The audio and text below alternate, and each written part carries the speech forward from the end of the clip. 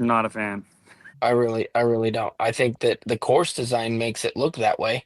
Because Yeah. imagine like the world's biggest rubber duck on 18's pond. What's up, Degenerates? I'm Jefferson, here to discuss Simon Lizotte, rubber ducks, and more on the first episode of a new weekly series. There is so much content out there nowadays that it's nearly impossible to watch it all. That's why every Saturday we're going to break down the most important things you may have missed from the week. I highly recommend checking out and following everybody we talk about. There's a reason we watch them in the first place. Also, if there's any other podcasts or shows we missed that you enjoy, let us know in the comments. Oh, and don't forget to subscribe to stay up to date on all things disc golf.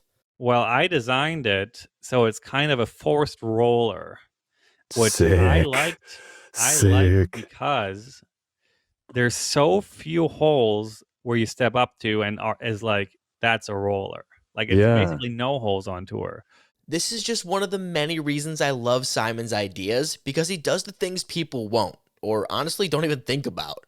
Instead of feeding into the roller hating crowd, he leans into saying it's a skill that disc golfers should have, so why not test it out? Some will hate it, some will love it, which in my opinion is the best part, because it'll be talked about. And that's the goal at the end of the day. Personally, I like that so much more than some 1,200-foot hole that is long just to be long, even though it's just a couple of hyzers. But even when there's a wide open, non-challenging hole, Simon has unique ideas. And I wanted that tree to be a double Mando, more or less. So I wanted to be 2 rounds. You have to go one side of it, and then the 1 round you have to go to the other side of it. So it'll No be the same way. exact hole, but you have to And play it 2 different ways. is it happening? Are they going to do it like No, that? no. It Oh, would be a nightmare to get that approved. Too bad the PDGA would never sign off for something like that. But I appreciate the creativity, and Simon doesn't stop there as he suggests what I think is a brilliant idea, even if most of you will say it's gimmicky or compare it to mini golf. And to you, shut up. We throw frisbees into trees after all. Because yeah. imagine like the world's biggest rubber duck on 18's pond just staring you down as you try to get your eagle. Part of the It part would of the be so hole iconic. you got to throw around it. Comment below if you'd be down to see something like this in the future.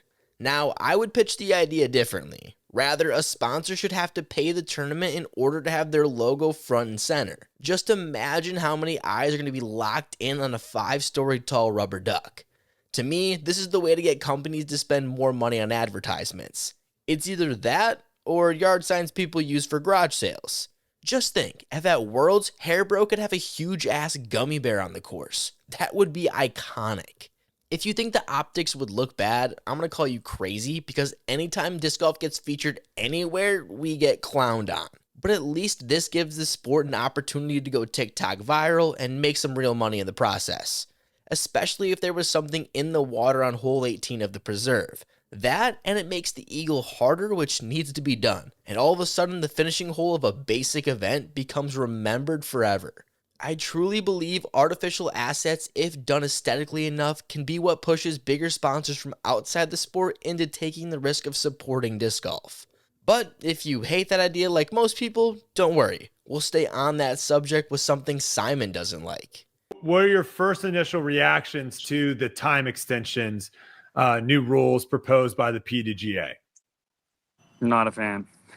And then what are your thoughts on Gannon saying that he's not going to actually call it? I understand.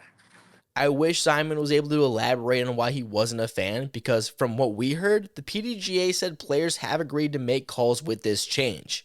However, that's the second player to come out against the rule. All the confidence I once had of this working instantly went to zero, which I guess wasn't too far off from where we started. Good thing Yuli's always here to save the day on bad ideas.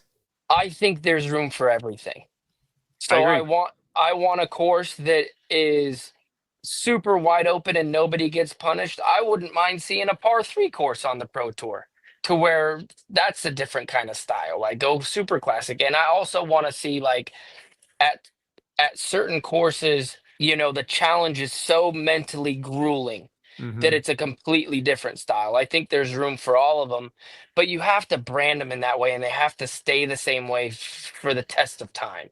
You know what I mean? So this is what you get when you come to this course. This is what you get when you play this tournament.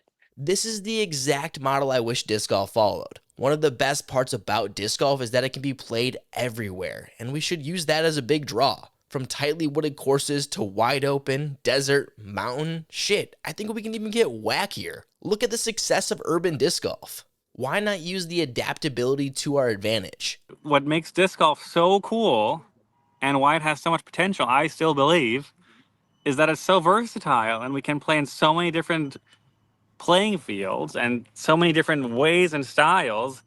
I've always thought it'd be cool to play into the different regions, specifically for big events. I would say majors, but I think they're going to continue to move from course to course each year. However, if another organization pops up and wants a unique angle, this is how I would start. A couple events with completely different courses. One that's super tightly wooded like Hornet's Nest or Nevin, another that's entirely open like Emporia. Yeah, I said it. There's a place for it. Just like how I think a casual park course should be included, the same as one on top of a mountain. Then go to courses the Pro Tour can't because of cell coverage or spectator issues. Maybe even get weird. I once played a tournament in an abandoned prison. Why not stretch the boundaries of what our sport can be? This might just be what gets a new audience to try. Once the course regions are set, they just need to stay consistent to build an understanding for the fans and history that will be remembered. If anyone likes this idea, hit us up because I would love to make it happen one day. I also think this helps one of disc golf's biggest problems, but don't listen to me. Hear what Yuli has to say. The game has much more room for improvement because of how high the skill ceiling is. Is this a bad thing? No, I don't think we're close. I really don't. I think that the course design makes it look that way. You can get better at 500 feet and being accurate at 500 feet, which I've seen this develop since I've started the game. The skill level is going crazy, but as that distance pushes, it's the same as the let's say the PGA Tour. Hitting fairways is still really tough.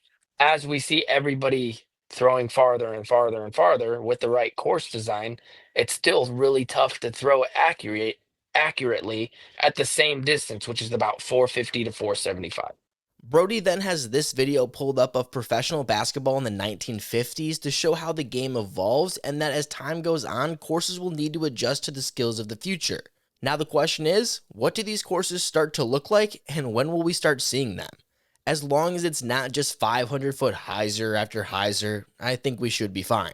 Speaking of the future of disc golf, AI might have just solved spitouts.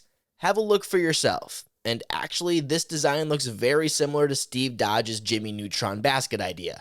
Sorry, but that looks way too ugly to put in the ground. But I appreciate the effort. Back to the drawing board, which some are saying needs to happen to Jomez. Rather go back to the original product. And we were talking about, the length of Jomez videos starting to really kind of like grow and grow and grow and grow over time. And some people have started to complain. We've gotten multiple emails about it over the last 6 months or so. And then kind of came to a head last week. I'm not going to lie. I can't remember the last time I watched Jomez or post coverage in normal speed. Don't get me wrong. That used to be the only way I consumed disc golf. Then live came around and ruined it for me. And then spending 9 months watching in person at every event, I can barely watch anymore. Just kidding. Kinda. But it definitely doesn't help my cook Gen Z brain. And I don't think people are wanting to spend longer consuming coverage. I totally could be wrong, but I thought the appeal was to be quick. Now it's almost 2 hours to watch one round. I keep seeing people complaining that like the interview happens too fast. But what are we supposed to do? There's no clubhouse. They can't like go somewhere and do their scorecard thing and then come into the clubhouse for like an interview in a leather chair wearing the green jacket. Like that's just not happening. So what are you going to wait? You want to wait around for what? What do you want to wait around for? I really don't know what could be done to make the post interviews better in people's eyes. Being at the events, majority of spectators scatter as soon as the last putt goes in, and if that is extended much longer, fans at home are probably jumping off coverage. There needs to be more podcast opportunities to draw out longer thoughts and to have the tournament fully processed for the winner. Now that Brian and Nate have all birdies, no bogeys, maybe they can do more interviews like they just did with Simon. Or if that's too much, why not have a post-show on site that includes the winner? And I would say live stream that immediately on YouTube for everyone to watch for free. This may piss lots of people off with spoilers, but if the dgpt wants more signups, they gotta lean into spoiling the event. This may piss lots of people off with spoilers, but if the dgpt wants more signups, they gotta lean into spoiling the event so it gives an incentive to the fans still reluctant into subscribing to DGN. Probably the same people who misuse the word sandbagger. This week on Smashbox, they had on James Kolier, the 2025 US AM champ, to speak about the win and, of course, respond to the allegations. I love it. It's the first time in my life I've been told I'm too good at something. So perfect. Good. I mean, good call. And at the end of the day, I do want to say to those people that I can, in my mind, play devil's advocate and see where you're coming from in a lot of ways. And like I mentioned earlier, with me playing pro tournaments and wishing I could, not take away from the people. But at the end of the day, I did win the tournament by one shot. I didn't show up and clean up shop and take the trophy and leave and was like, oh, I'll just play pro and I just came here and got this. No, I competed and was there and had to experience all of it and focus really hard. So it's still such high level competition. And like, even if I didn't win, the score would have been almost the exact same. Shout out to James for the win and finally being able to accept cash, even if you did win the easiest major. I mean, it's the only one with 3 rounds, so it has to be easier. It's a major. It feels weird that it's a 3-round major. Which is funny because you nor I have really ever probably thought about it. It's always just a major. It's correct. And I know it's very prestigious, and I know it's insanely difficult to win, and great golfers win. And I don't think it would change necessarily any outcomes. I'm not suggesting anything like that. I just think a little consistency would bring us to at least it being 4 rounds. Drop in the comments if you'd like to see US ADGC turn into 4 rounds. And while you're down there, let us know your thoughts on all the ideas from the first episode of Soup. Yep, that's going to be the name of this new series. Next week, Swiss will be back, but I'm in Minnesota at the Preserve, so it needed to be edited soon. If you're here and see me, come say what's up. And if you're at home, make sure to drop a sub to stay up to date with everything you need to know from the disc golf world.